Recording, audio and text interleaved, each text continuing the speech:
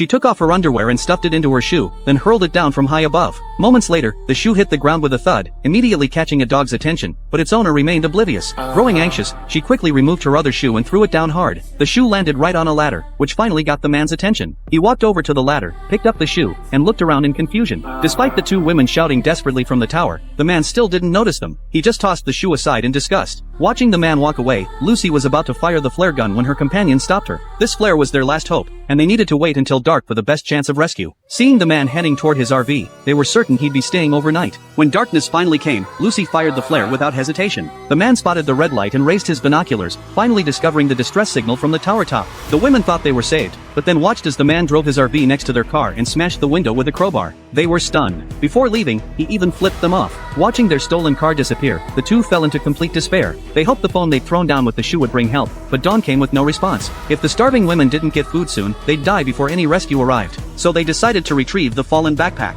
Her companion tied the rope to a pole and moved toward the backpack, but the safety rope ran out just short of reaching it. No matter how she adjusted her position, she couldn't touch it. She boldly unclipped her safety harness, grabbed the rope with one hand, and reached for the backpack with the other. Then she jumped and successfully landed on the lid. Parched with thirst, she grabbed the water bottle and took a few gulps while Lucy watched enviously. Though she'd gotten the backpack, getting back was now the problem. She slowly stood up, trying to grab the safety rope, but it was just out of reach. She couldn't quite get it. Then she came up with a new idea, pulling out a selfie stick from the backpack to try hooking it, but the backpack was too heavy and she kept failing. Using her last bit of strength, she finally managed to hook it on. Now if she could just grab the backpack, Lucy could pull her back up to the tower top. The woman timed it perfectly, leaped, and successfully caught the backpack. Her agility impressed Lucy deeply. She pulled the rope up with all her might while her companion climbed desperately. Just as they were almost at the top, Lucy thought her companion had fallen. She couldn't believe what was happening and carefully looked down, only to find her companion hanging from the backpack, her injured hands too weak to grip. Fortunately, Lucy still had strength and hauled her companion up from below. Looking at the backpack they'd brought up, Lucy grabbed the water bottle and took a few swigs herself.